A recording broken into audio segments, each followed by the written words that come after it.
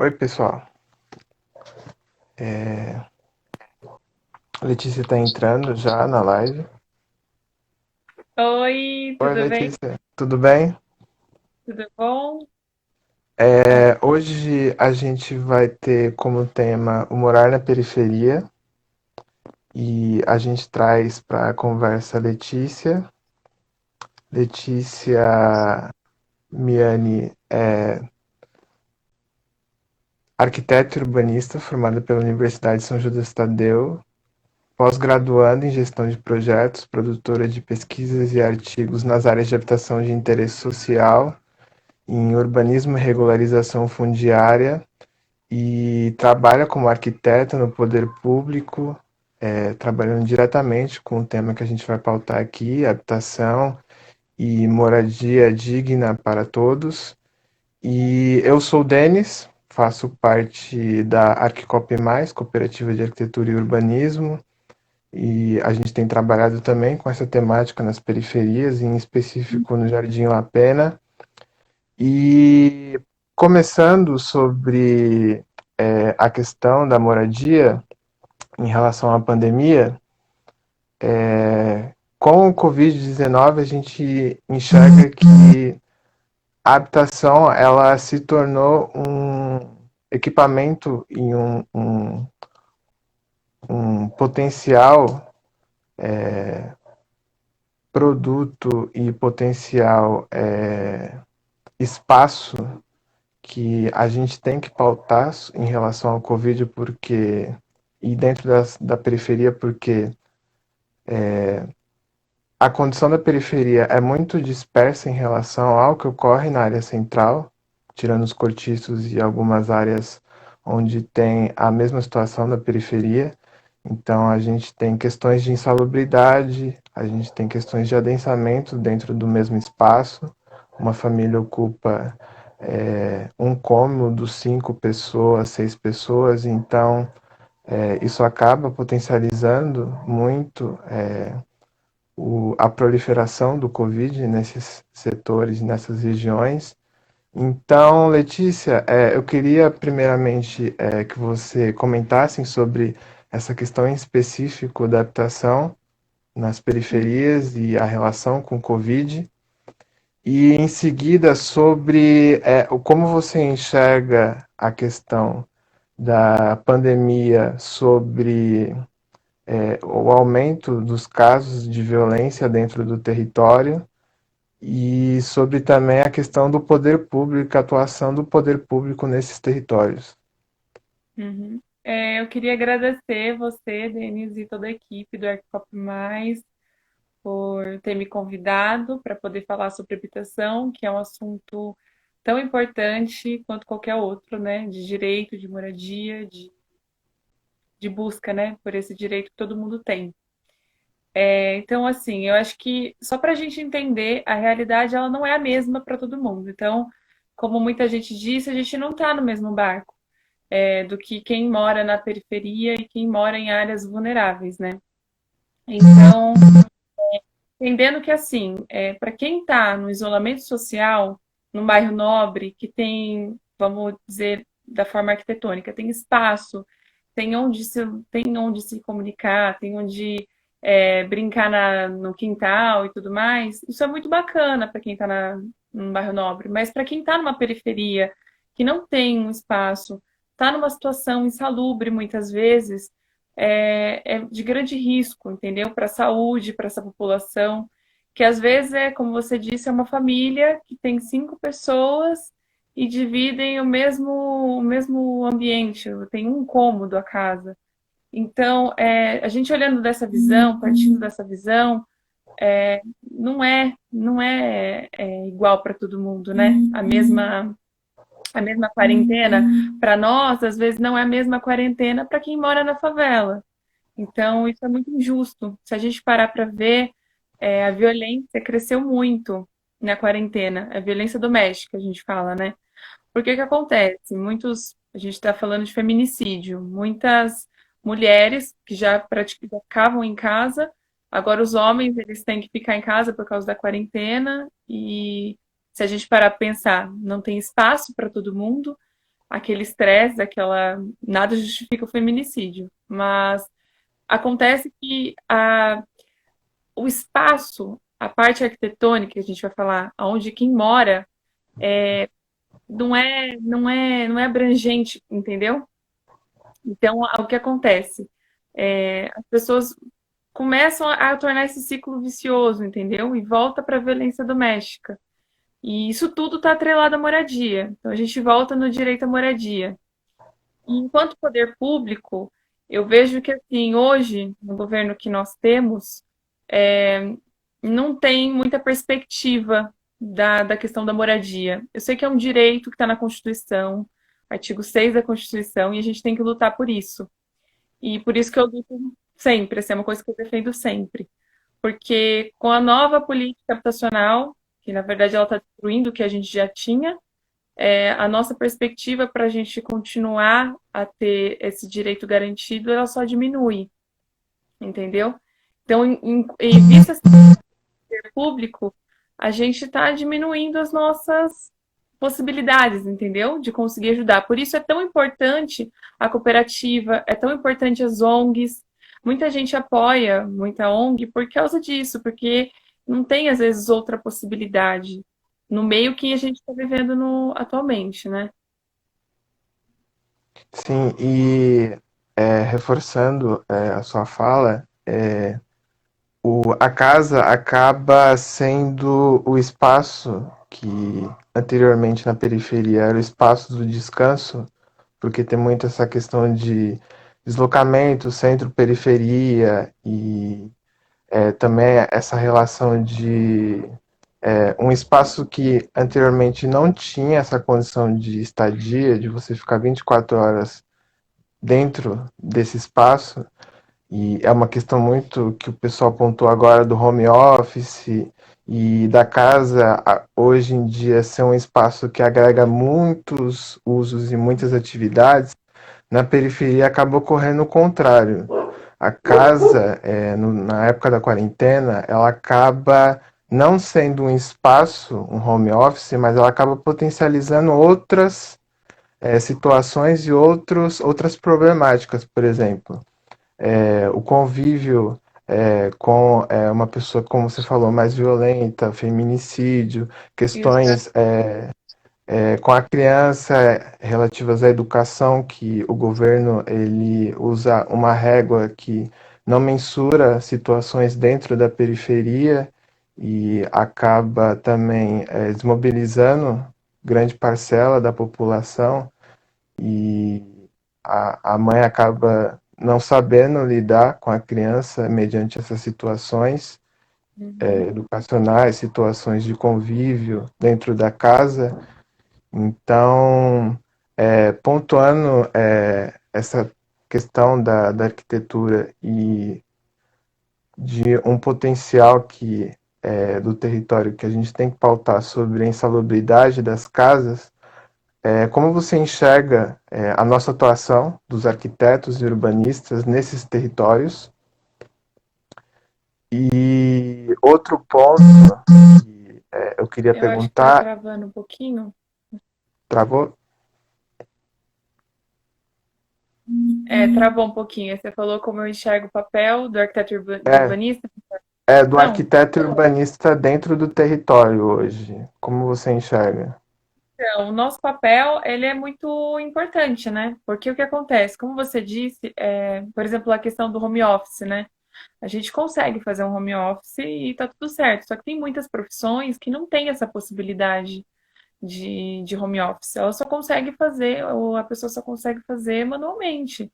Só consegue ir lá no trabalho e executar a tarefa dela. Uhum, Então, um grande problema, porque aí a gente gera desemprego, e aí quando vai para casa, não tem essa estrutura, né, de lar, a gente fala que a moradia digna não tem essa estrutura, porque não tem espaço para todo mundo conviver no mesmo espaço, né?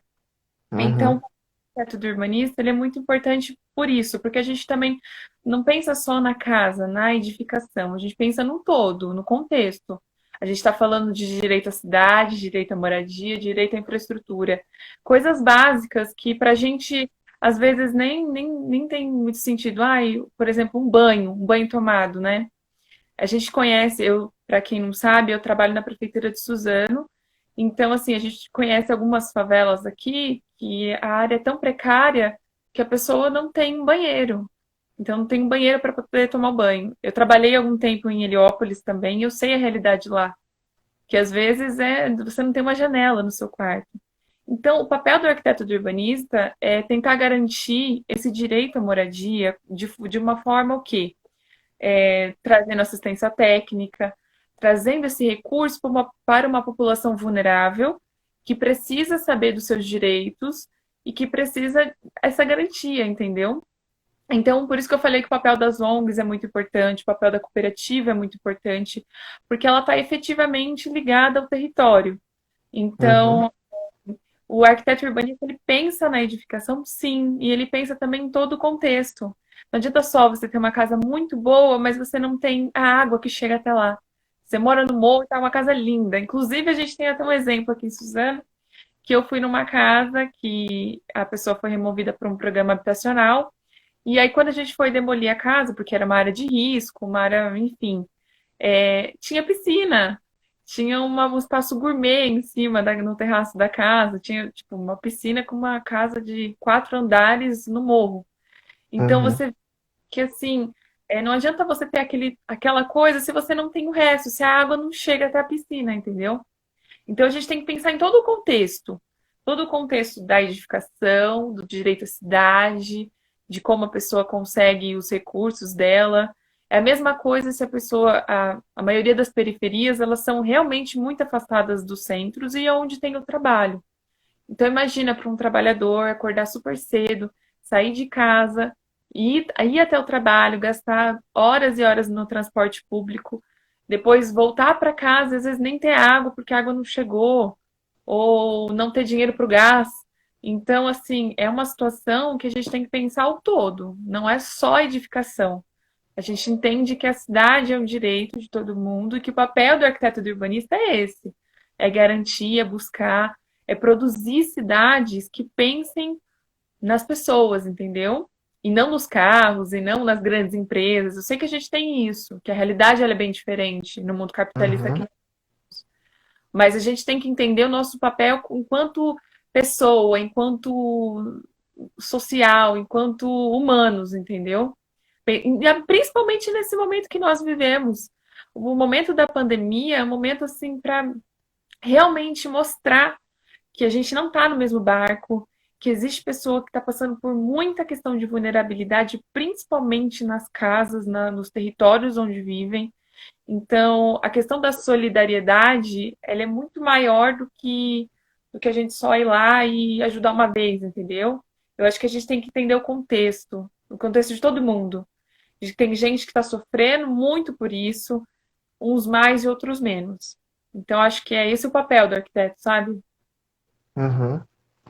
E outro ponto, reforçando a sua fala, é que as situações dos comerciantes dentro do território também é uma condição diferenciada em relação aos comerciantes de outras localidades. Então, que é um comércio que, de certa forma, ele está muito atrelado à vivência comunitária e à vivência do território, e a comunidade também enxerga de outra forma a pandemia. Tem territórios que a gente acaba enxergando a falta de infraestrutura.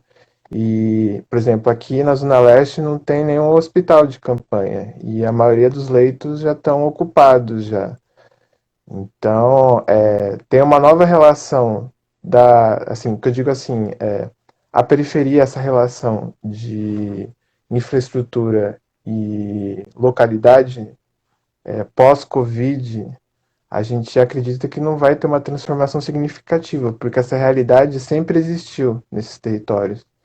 Então, a pandemia, na verdade, ela chegou para potencializar o olhar da gente sobre demandas e problemáticas que já existiram há muitos anos dentro do território, e hoje a gente enxerga e pontua que a comunidade, na maioria dos casos, tem se organizado para pautar as atividades dentro do território, seja na questão de engajamento comunitário ou na questão do pessoal se organizar para receber as campanhas de doação e conscientização da população local em relação ao Covid. Então, a gente acaba vendo que essa questão que foi se perdendo com o passar dos anos do poder da comunidade né? e uma visão singular, uma visão individual do pessoal, Uhum. a comunidade tem isso forte, né? Tem atrelado a ela. Então, dentro dessa questão, eu queria pontuar contigo sobre dois pontos em específico. Essa falta de infraestrutura básica, por exemplo, muitas atividades hoje, atualmente, estão atreladas à internet, à questão de ter água e esgoto. Muitas vezes tem territórios que nem possuem isso no seu território. E também questões como, além do espaço físico, a falta de espaços públicos nesses territórios. Então, a população acaba não conseguindo conciliar a quarentena e não ter um território para também ter essa pausa e essa relação com o espaço no entorno. Então, eu queria pontuar essa questão contigo de como, mediante. E também tem um mapeamento pelos urbanistas contra o Covid, que tem feito levantamento de áreas dentro das comunidades e também campanhas em relação ao auxílio a essas populações locais. Como a gente pode mensurar melhoria na qualidade do espaço urbano dentro desses territórios e também na qualidade habitacional, né, das casas, porque como também tem muito essa questão da autoconstrução no território, então o pessoal, como você falou, que teve a residência que copiou o padrão do pessoal, que às vezes acaba copiando um padrão que também, às vezes, também não é um padrão que é um padrão, não é certo e errado, mas um padrão que é de uma realidade também, de uma questão que não se adequa ou que também não como é que eu posso falar aqui, não é uma coisa boa, sabe? Tipo, você fazer uma varanda gourmet, sendo que você, dentro do seu espaço, pode ter N potenciais e N Não, situações no território. garante o direito de. Você quer dizer, você não garante a qualidade arquitetônica. Digo, poderia, Uhum, sabe, uma edificação de 4 andares no morro poderia cair, entendeu? sim.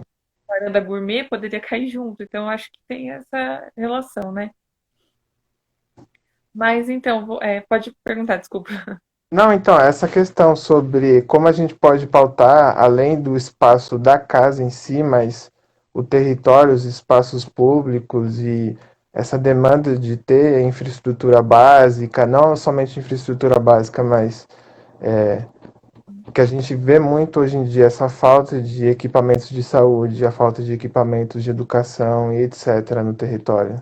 Eu acho que assim, a autoconstrução, tendo uma assistência técnica de arquitetura, um profissional de arquiteto ou um engenheiro auxiliando, eu acho que ela é bem feita, acho que ela é bem-vinda à autoconstrução, quando tem uma assessoria, né, uma assistência técnica de um arquiteto. Uhum, Porque é o que a gente vê que não tem nenhum nem outro, né? Então a gente vê muito de autoconstrução, de autogestão e que causa isso no território.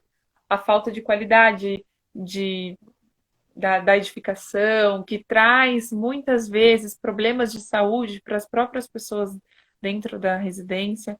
Então, eu acho que assim, quando por mais a maioria das áreas periféricas, não todas, mas a gente tem muitas que são áreas de invasão, áreas, uhum, e eu não estou merecendo, não, pelo contrário, né? Eu luto pelo direito à terra. Mas falta isso, entendeu? Falta um pouquinho de conciliação do poder público com essas entidades, com essas pessoas que buscam ter uma moradia, mas que possam construir de uma forma coerente, sabe? De uma forma que no futuro elas não venham a ter essa é quase que um prejuízo, né, para elas, enquanto moradia, enquanto saúde, porque não tem água, porque não tem esgoto, porque, enfim. Então, eu acho que assim, tentar conciliar isso, eu sei que é um desafio muito grande. A gente tentar conciliar a qualidade arquitetônica com o território e com uma população vulnerável. Mas eu acho que é possível, entendeu? Acho que assim, hoje a gente não tem uma política habitacional no país. Mas a gente pode transformar aos pouquinhos, entendeu? Eu acho que com a mudança de nós mesmos, nós enquanto profissional, enquanto ser humano, enquanto cidadão, eu vejo tanta gente buscando novas oportunidades dentro da periferia, sabe? O modo de gerir, o modo de pensar, como você disse, os comerciantes, né? É uma nova realidade que eles estão passando. Uhum, E vale salientar também que a gente tem que investir, principalmente nós, assim, precisamos dar um apoio para a cultura periférica, para a cultura, para o comércio.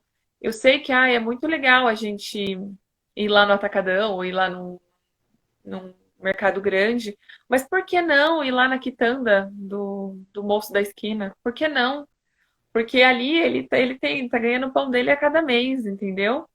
Então, eu acho que vale reforçar isso, que a gente precisa dar voz a essas pessoas que agora, nesse momento, são os que mais estão sofrendo, são os que mais estão passando por esse baque, né?